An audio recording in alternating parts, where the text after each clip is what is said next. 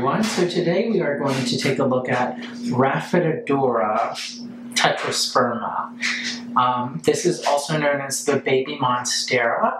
However, it is not related from a taxonomical standpoint to Monstera or a philodendron or anything like that. It is in its own class.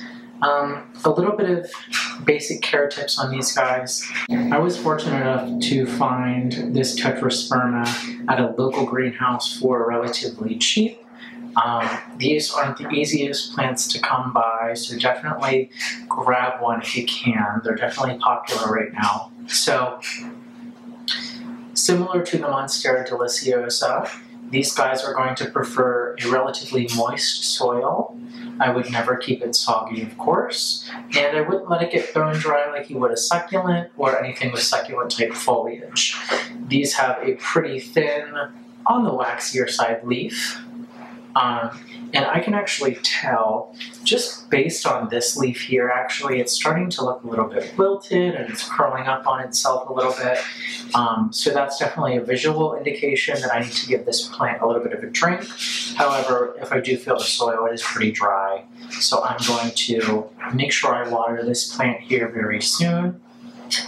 In order to keep your soil moist but not soggy, you definitely want to have a well-drained mix, something that is high in perlite or vermiculite, or sand, or any other kind of substrate that's kind of chunky to help promote water flow, so the water that you give it doesn't linger around too long in the soil, but you can still keep this adequately moist. As for sunlight for the Tetrasperma, I wouldn't recommend any direct sunlight because that will definitely scorch the thin, delicate foliage on this plant.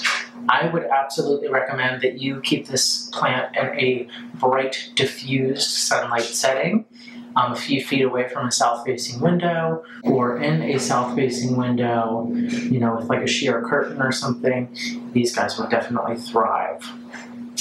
Temperature-wise, pretty standard stuff between, I would say, 65 degrees up to 85. And this is a subtropical plant, if I'm not mistaken, so it would prefer a higher humidity, although it can tolerate relatively normal humidity levels that are found in the home.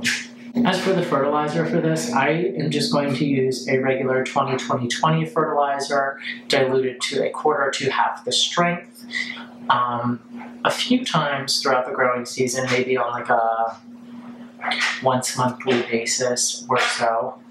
But yeah, very interesting houseplant, very popular in the houseplant community for a good reason. They look awesome. And these are, I forgot to mention, a vining or a climbing plant. So these are really going to do best if you have a trellis or something like that. You can allow this guy to climb on, and you will get some aerial roots if I'm not mistaken. I actually have one down in here that you might be able to see. So that will help it climb as well. So let me know if you guys have any questions on the Tetrasperma. I'll see you in the next one.